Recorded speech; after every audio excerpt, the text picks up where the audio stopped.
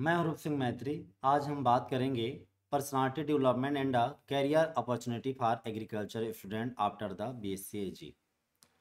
जो भी कृषि के छात्र हैं उनके व्यक्तित्व विकास और कैरियर अवसर के बारे में आज हम चर्चा करेंगे कि जब वो पढ़ाई पूरा कर लेते हैं तब उनको आगे और पढ़ाई करना है या जॉब करना है तो किस किन रफ्तों को उनको देखना चाहिए, क्या क्या संभावनाएं हैं। ये आज का हमारा चर्चा का विषय है। तो सबसे पहले मैं चर्चा करूंगा और उसके बाद आपके व्यक्तिगत सवालों का जवाब देने की कोशिश करूंगा। बहुत कम समय में चर्चा करूंगा, एक ब्रीफ में चर्चा करूंगा और हर एरिया को छूने की कोशिश करूंगा। किसी एरिया पे बेवजह बहुत ज़्यादा डीप नहीं जाऊंगा जब तक ज़रूरत नहीं पड़ती है। कोशिश करूंगा एक या दो एरिया जहां पे ज़्यादातर विद्यार्थी मूव कर रहे हैं, आगे बढ़ रहे हैं, उन एरिया में थोड़े से अधिक जानकारी देने की कोशिश करूंगा। चलिए समझते हैं। सबसे पहले हम बात करेंगे एक ग्राउंड समझना। हम एकेडमिक करियर में क्या क्या कर सकते हैं उसके बारे में जानेंगे। जैसे BSc एग्रीकल्चर आपने किया है और BSc एग्रीकल्चर शुरुआती एग्रीकल्चर है, तो BSc एग्रीकल्चर करने के बाद आप क्या कर सकते हैं, CUET PG या स्टेट PG एंट्रेंस एग्जामिनेशन, ये है MSc करने की दिशा में। ठीक है। ICAR AIEEA PG exam ICAR conduct करता है। देश भर में जितने भी स्टेट यूनिवर्सिटी हैं उनके 15-15% सीट या थोड़े और सीट, कई जगहों में कुछ ज़्यादा सीट होते हैं, उनमें MSc एडमिशन ICAR के थ्रू होता है 15% सीट में। तो उसके लिए परीक्षा ICAR AICE SRF JRF PhD entrance examination, ये उन बच्चों के लिए होता है जो ऑलरेडी MSc कर चुके हैं और PhD चाहते हैं। तो लोग कहाँ पे कंफ्यूजन होते हैं, इस परीक्षा का नाम JRF भी लिखा रहता है। ये तो ये वाला जो JRF है वो PhD वालों के लिए होता है, कंफ्यूज नहीं होना। जो MSc वाले हैं, BSc के बाद MSc करना चाहते हैं, वो इसको लिखते हैं, इसको भी JRF कहते हैं, ICAR PG एग्जाम को भी JRF कहते हैं। ठीक है। तो इसलिए लोग कंफ्यूजन होते हैं। वो कभी कभी ना पहले एक ही साथ फॉर्म भरते थे तो ये वाला को टिक मार देते थे BSc एग्रीकल्चर के ग्रेजुएट, क्योंकि इस पे JRF लिखा है। और हम जिस JRF की बात करते हैं ना वो ये वाला होता है, ये मुख्य तौर पे SRF होता है।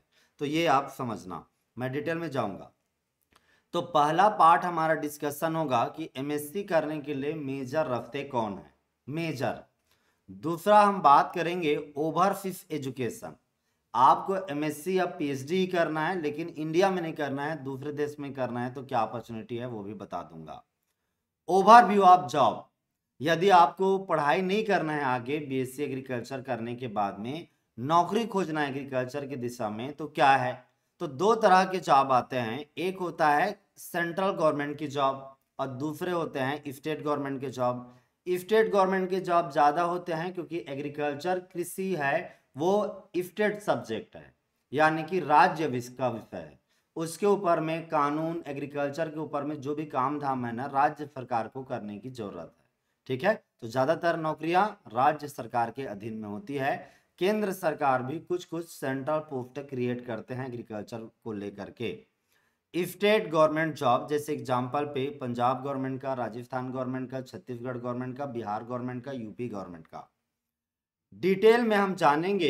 एक का केंद्र का जॉब है IBPS FAO एग्जामिनेशन, इसके बारे में थोड़ा सा डिटेल, ज़्यादा नहीं, क्योंकि यहाँ पे एक कंप्लीट लेक्चर बनता है IBPS FAO एग्जाम के बारे में, लेकिन हम लोग यहाँ पे थोड़ी सी जानकारी लेंगे क्योंकि बहुत सारे विद्यार्थी थोड़े उसमें ज़्यादा मूव करते हैं।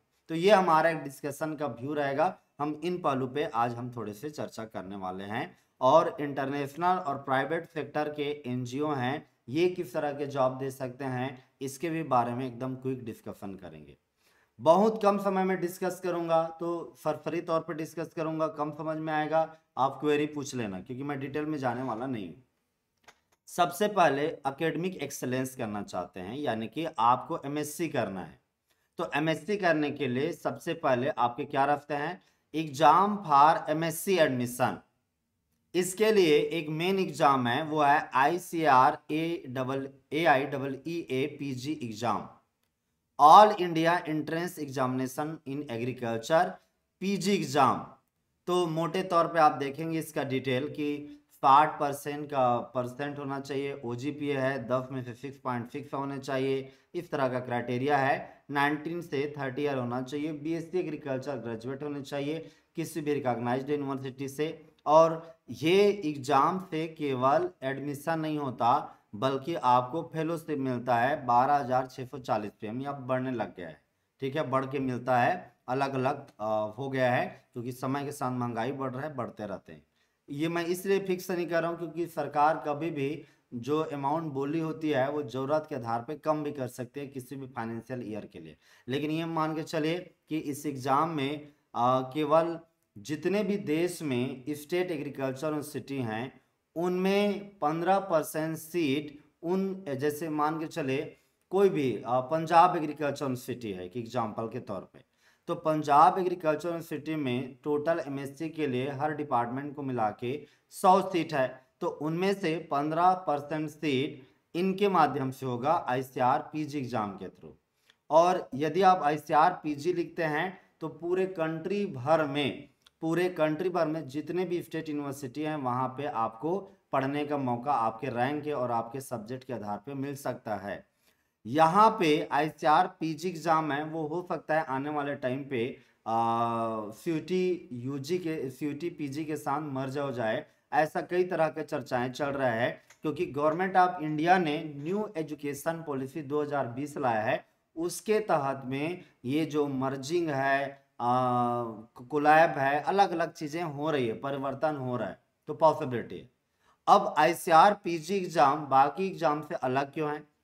क्योंकि इसमें ना पहले से एंट्रेंस के दौरान ही आपको एक सब्जेक्ट चूज करना पड़ता है और उसी के बारे में गहन आपको पढ़ना पड़ता है, उसी में एंट्रेंस देना पड़ता है और आप उसी समय सब्जेक्ट में आपका क्वालिफिकेशन या क्वालिफाई करते हैं तो एमएससी कर सकते हैं।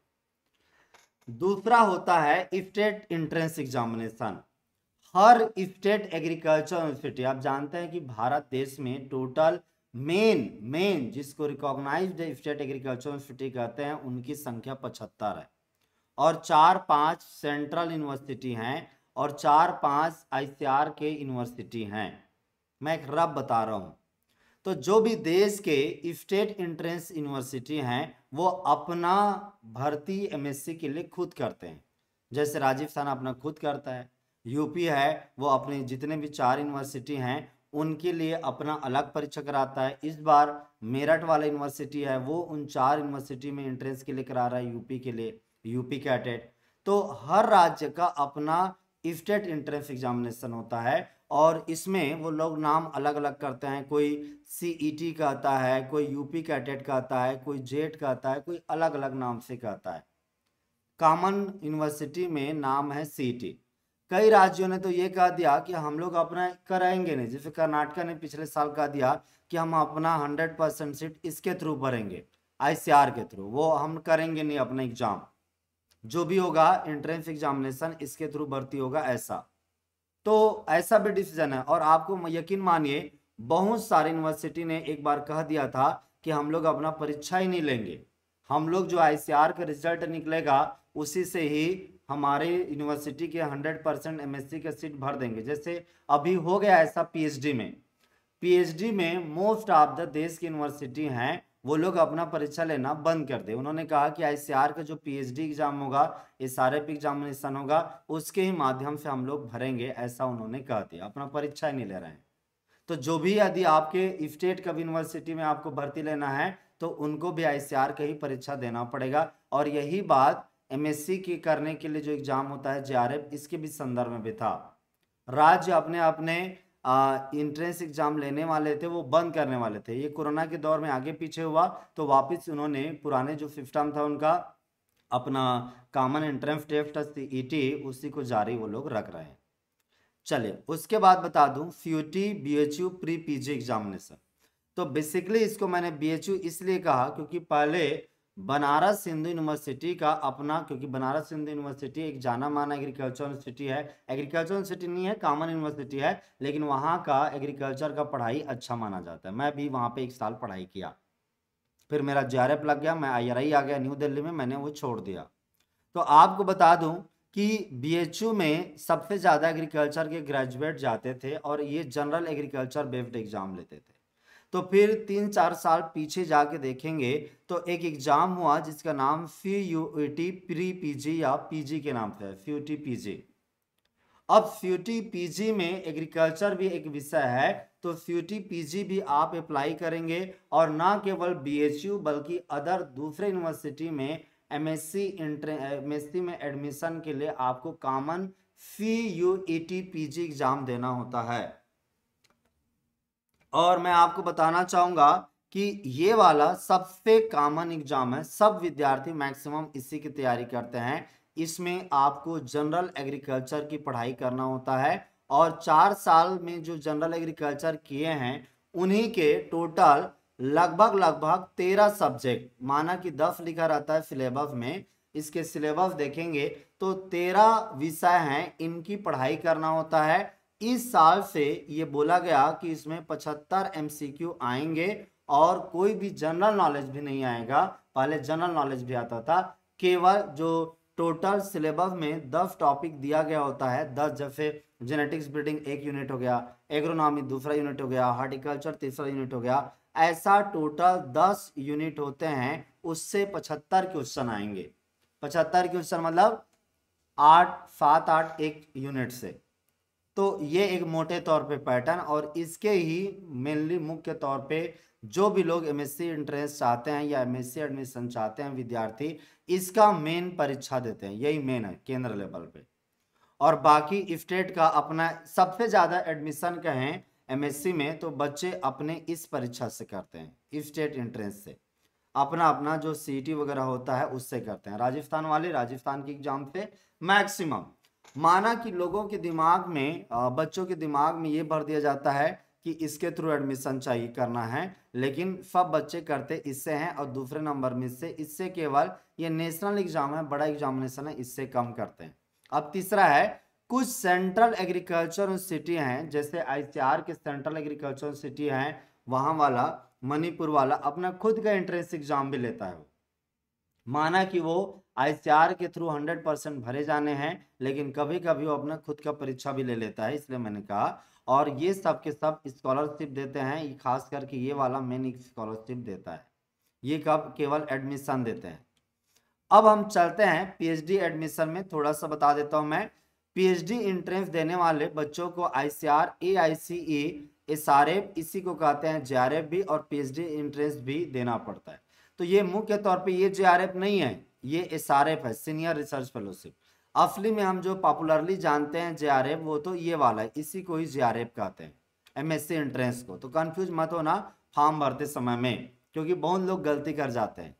इसमें यदि आप पीएचडी का एंट्रेंस क्लियर करते हैं तो यूनिवर्सिटी में पीएचडी का भी मौका मिलेगा, और सैलरी स्कॉलरशिप 25,000 पर मंथ, अब ये बढ़ भी गया है तो बढ़ा हुआ स्कॉलरशिप भी मिलता है। कई सारे राज्य अभी भी स्टेट का पीएचडी के लिए सीटी एग्जाम कंडक्ट करते हैं, और बीएचयू अपना आरटी एग्जाम कंडक्ट करता था। अब ये सब के सब क्या हो रहे हैं, ये सब के सब इसी परीक्षा के माध्यम से बच्चों को ले रहे हैं। तो अब बहुत सारे यूनिवर्सिटी में ये हो ही नहीं रहा है, ये बाकी के दो हैं। अब तीसरा है पोस्ट डॉक्टोरल फेलोशिप। कई लोग पीएचडी करने के बाद दूसरे जगह में पोस्ट डॉक्टरेट करने चले जाते हैं विदेश में, या फिर विदेश में विदेश के अतिरिक्त दूसरे जगहों में भी वो क्या करने चले जाते हैं, दूसरे जगह में भी वो चले जाते हैं पीएचडी करने के लिए। ठीक है, दूसरे जगह मतलब अपने ही देश के दूसरे यूनिवर्सिटी में पोस्ट डॉक्टर भी कर सकते हैं पीएचडी करने के बाद, तो मोटे तौर पे। अब एक और, जो विद्यार्थी बीएससी एग्रीकल्चर किए हैं लेकिन पैसे की दिशा में आगे बढ़ना चाहते हैं, पैसे की तरफ में, तो वो एमबीए कर सकते हैं। एमबीए है वो जनरल शब्द भी है, मैनेजमेंट कोर्स है। हमारे एग्रीकल्चर के लिए एक अलग कोर्स है एग्री बिजनेस मैनेजमेंट, मतलब आप बीएससी एग्रीकल्चर हैं तो एमबीए भी कर सकते हैं और एबीएम भी कर सकते हैं, इसमें भी आप एंट्रेंस दे सकते हैं, याद रखना। आईसीआर पीजी एग्जाम है, ये खुद भी एबीएम के लिए परीक्षा लेता है। ICR PG exam, JRF exam आप एग्री बिजनेस मैनेजमेंट में भी कर सकते हैं, आप वहां पे सिलेबस देख सकते हैं। दूसरा, बीएचयू अपना एबीएम अलग कराता है, बीएचयू अपना एग्री बिजनेस मैनेजमेंट कराता है, दो जगह कराता है। एक एबीएम कराता है मेन वहां का जो इंस्टीट्यूट ऑफ एग्रीकल्चर साइंस है, जहां पे बाकी एमएससी पढ़ाई होती है, वहां पे भी कराता है। और दूसरा बीएचयू एग्री बिजनेस मैनेजमेंट है, उसके साउथ कैंपस में भी कराता है।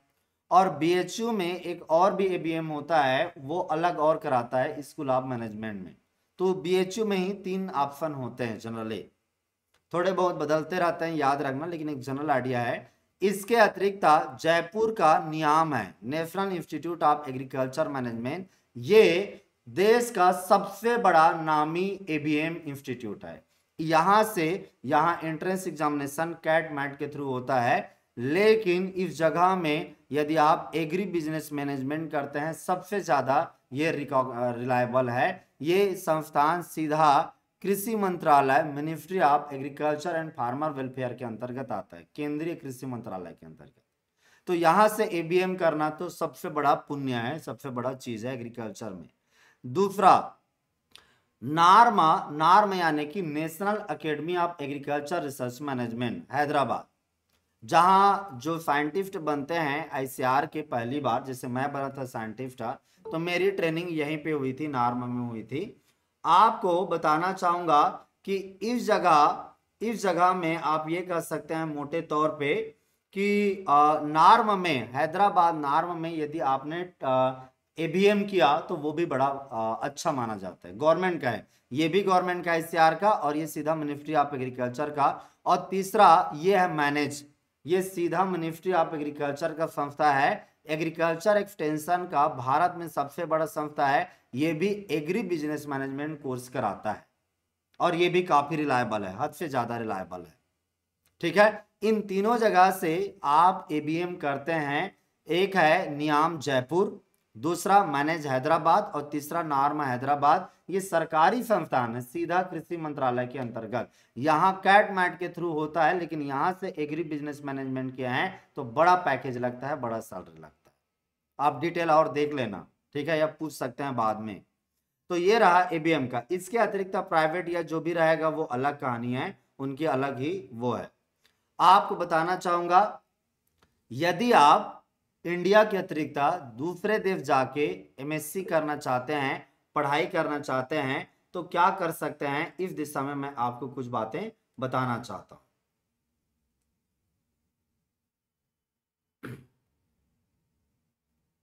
सबसे पहले यदि आप दूसरे देश में, जैसे मुझे जाना था अमेरिका, ठीक है, पढ़ाई के लिए आगे, तो आप क्या कर सकते हैं, बीएससी एग्रीकल्चर के बाद यदि आप एमएससी में दूसरे देश पढ़ना चाहते हैं, अमेरिका, ऑस्ट्रेलिया, नीदरलैंड, तो एक कॉमन एग्जाम होता है। आपकी अंग्रेजी ठीक है नहीं है, मिनिमम ठीक है नहीं है, उसके लिए IELTS होता है, और दूसरा होता है टोफेल। ये केवल आपकी अंग्रेजी चेक करते हैं, इंग्लिश प्रोफिशिएंसी टेस्ट होते हैं।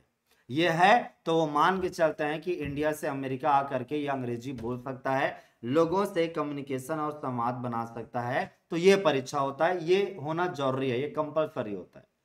मोटे तौर पे अमेरिका जाना है तो टोफेल परीक्षा देना पड़ता ही है, ये इंपॉर्टेंट है। दूसरा है जीआरई। जीआरई का मतलब होता है ग्रेजुएट रिकॉर्ड एग्जामिनेशन, ये आपको पैसा देता है, स्कॉलरशिप।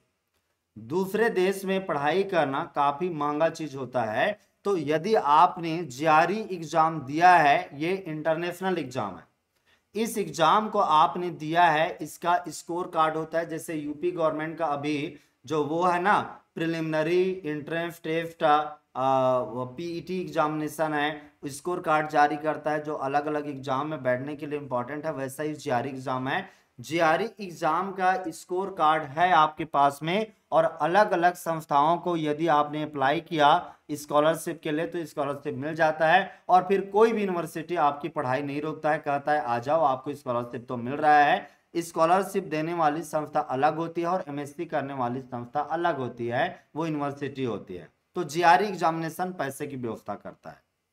दूसरा है डायरेक्ट स्कॉलरशिप। कई बार एमएससी के बाद यदि पीएचडी करने आप बाहर जाना चाहते हैं, तो सीधा आपका रिसर्च का इंटरेस्ट एरिया देखेंगे और वो यूनिवर्सिटी जिस विषय पे रिसर्च कराती है खुद पैसा दे देती है, वो डॉलर में बहुत पैसा, आपका पीएचडी हो जाता है, घर चल जाता है। बहुत लोग इसी माध्यम से दूसरे देश में पीएचडी करने जाते हैं। मेरे कई सारे सीनियर दोस्त जूनियर पीएचडी करने इसी के थ्रू गए थे, ठीक है, ऑल इंडिया से। स्टूडेंट एक्सचेंज प्रोग्राम, मेरा एक साथी हरियाणा से था, हरियाणा एग्रीकल्चर यूनिवर्सिटी से।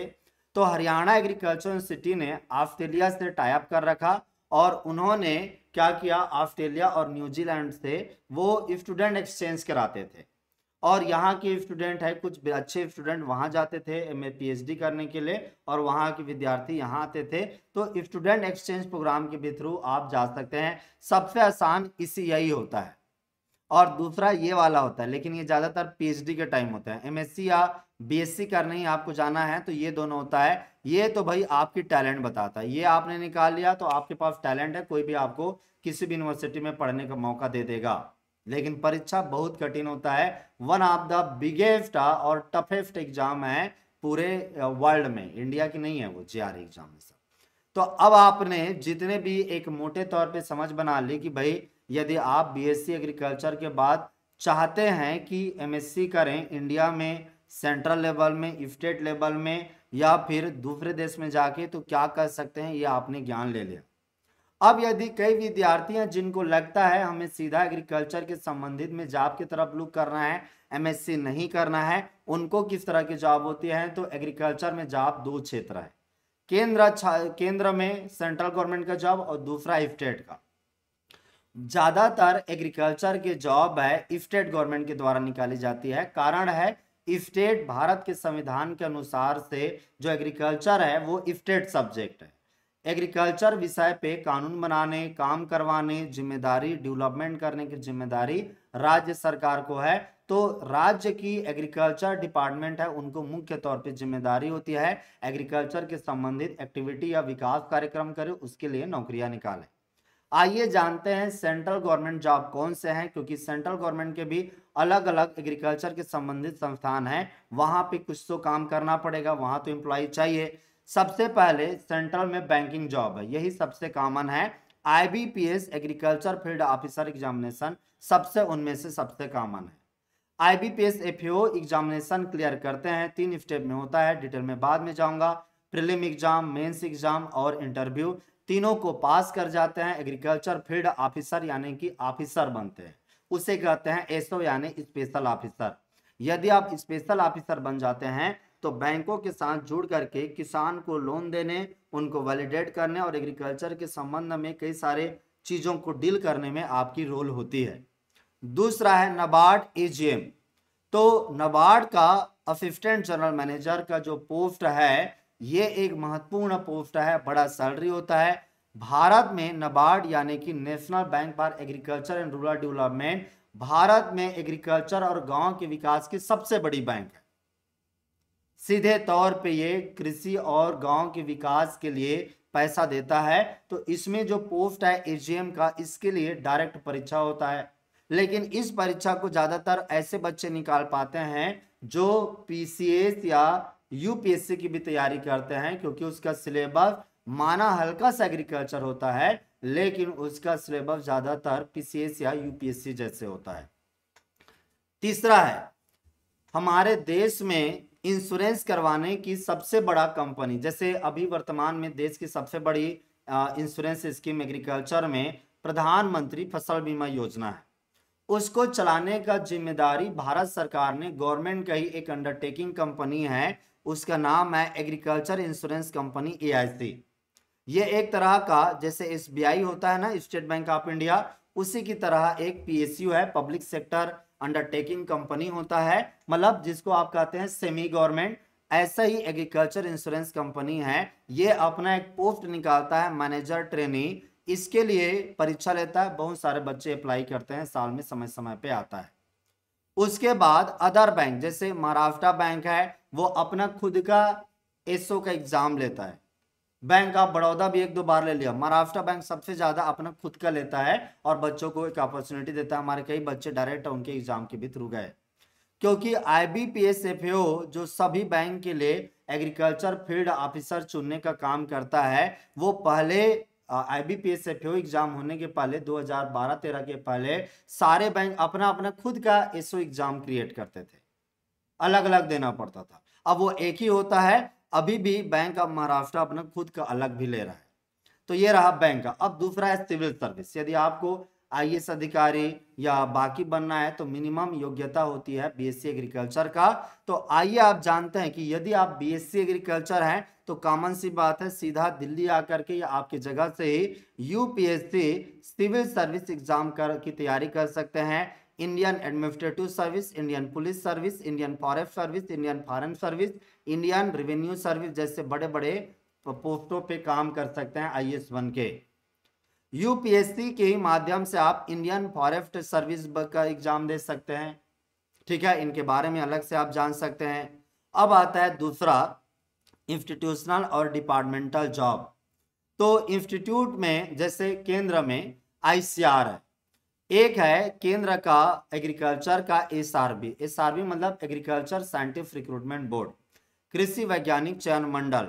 ये जो कृषि वैज्ञानिक चयन मंडल है BSc एग्रीकल्चर के बाद के विद्यार्थियों के लिए टेक्निकल असिस्टेंट की पोस्ट क्रिएट करता है देश भर में। अब जैसे T1 के लिए तो 10वीं पास चाहिए, T3 के लिए ये लोग वो पोस्ट है जो ICR के रिसर्च सेंटर हैं उनमें टेक्निकल छोटे छोटे पोस्ट में काम करते हैं।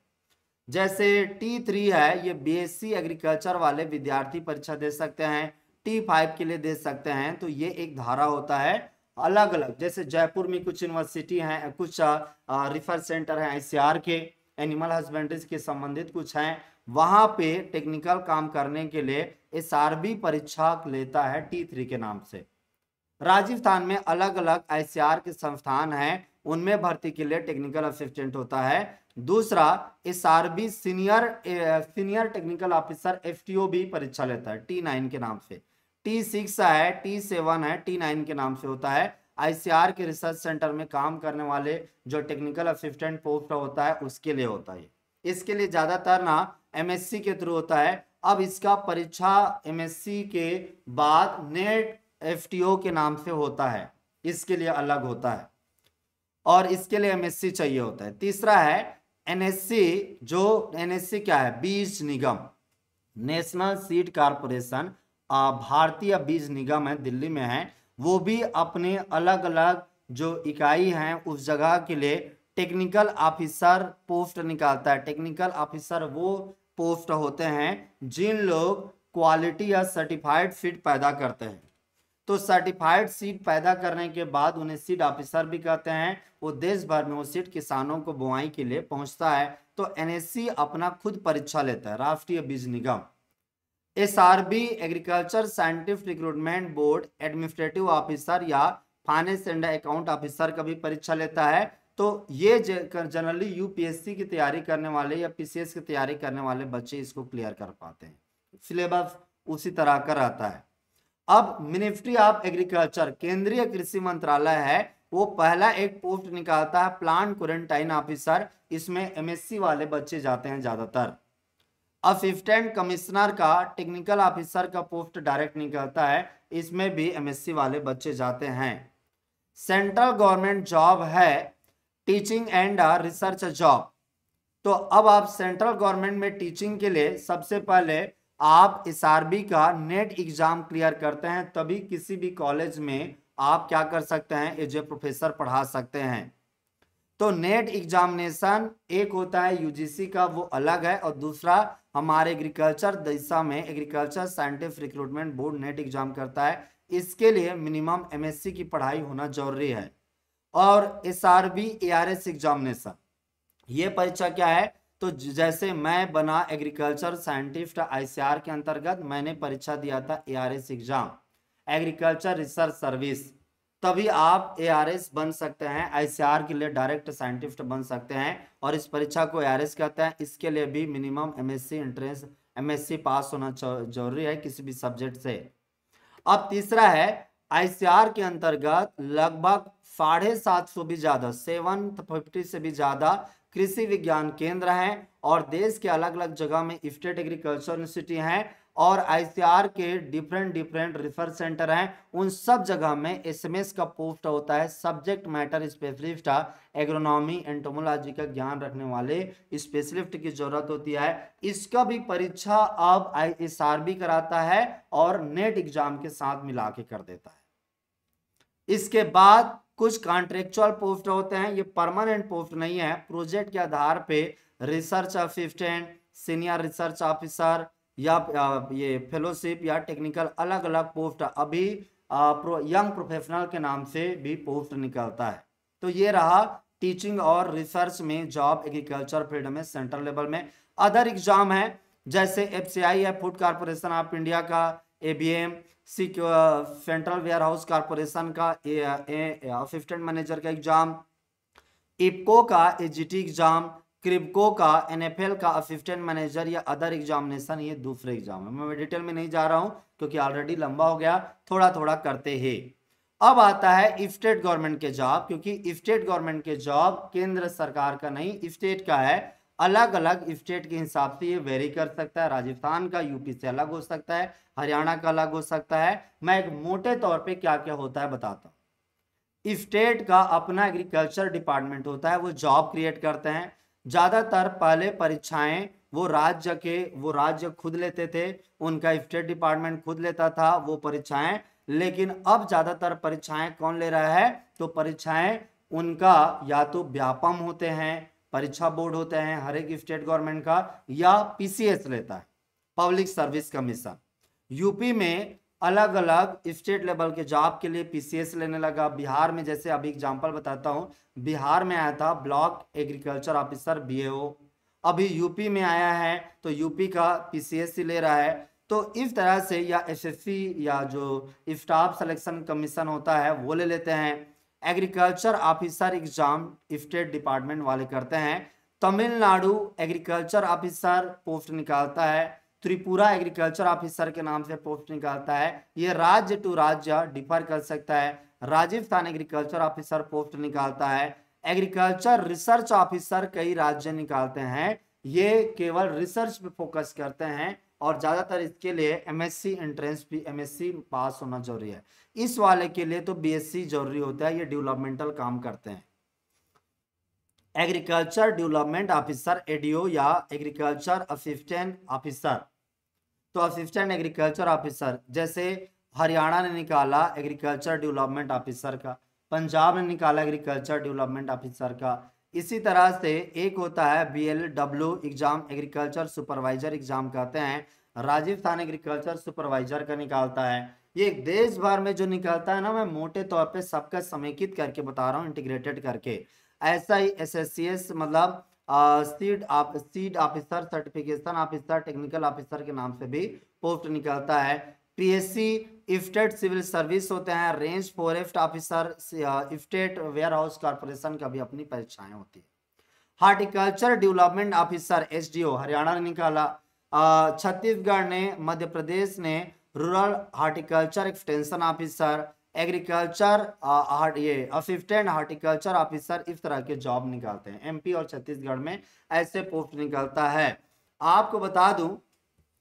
आपको बता दूं अरुणाचल प्रदेश है वो एग्रीकल्चर डेवलपमेंट ऑफिसर निकालता है, agriculture horticulture assistant horticulture officer का पोस्ट निकालता है। दिल्ली है वो डीएसएसबी का सेक्शन ऑफिसर हार्टिकल्चर एग्जाम निकालता है, एफओएस बोलते हैं। नेशनल हार्टिकल्चर बोर्ड है, ये सेंटर का है, खैर इनको सेंटर में हमें इंक्लूड करना चाहिए था ये, क्योंकि सेंटर में आते हैं, यहाँ स्टेट गवर्नमेंट में नहीं आना चाहिए था।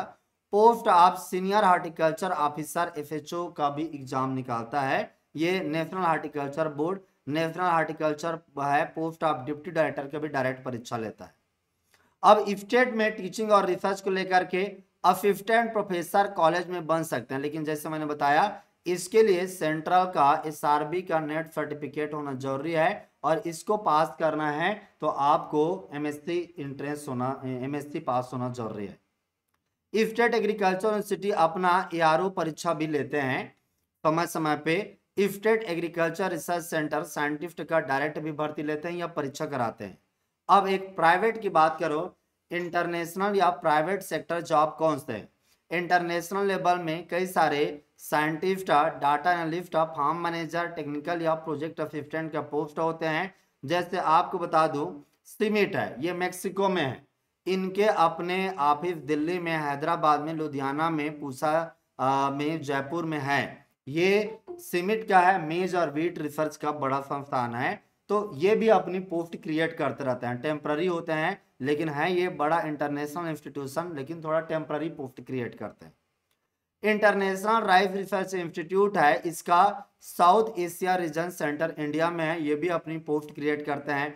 इक्री सेट हैदराबाद में है, इसके ऑफिस दिल्ली में या अलग अलग जगह में है, राजस्थान में भी है, ये भी अपनी पोस्ट क्रिएट करते रहते हैं। इसी तरह से जो ICRF है, बायोडाइवर्सिटी इंटरनेशनल के नाम से, ये अपनी पोस्ट क्रिएट करते हैं। प्राइवेट सेक्टर में 20 कंपनियां हैं, पेस्टिसाइड कंपनियां, ऑर्गेनिक सर्टिफिकेशन है, कंसल्टेंसी है, रिसर्च साइंटिस्ट हैं, रिसर्च साइंटिस्ट के पोस्ट निकलते हैं, farm manager, technical assistant, marketing, business linkage, ये सब पोस्ट निकलते हैं। तो फिलहाल मैं इतने पे जा रहा हूँ, डिटेल पे नहीं जा रहा हूँ। डिटेल में हम किसी दूसरे पार्ट में डिस्कस कर लेंगे। यदि आपको किसी भी एग्जाम का डिटेल में जाना है तो एक ब्रीफ आपके सामने मैंने रखा कि कौन कौन से पोस्ट होते हैं, किस तरह से आप उसको मूव कर सकते हैं उसके बारे में। और उम्मीद करता हूं कि आपको ये क्विक में एक ब्रीफ सारे BSc एग्रीकल्चर करने के बाद हमें क्या क्या करना चाहिए उसके बारे में बताने के लिए, डिटेल जानने के लिए। और भी बहुत सारी चीज़ें थी लेकिन इतना तक में ही मैं ख़त्म कर रहा हूँ। अब आपके क्वेरी ले रहा हूँ, आप चाहें तो आप अपनी क्वेश्चन पूछ सकते हैं, अपनी बातें रख सकते हैं।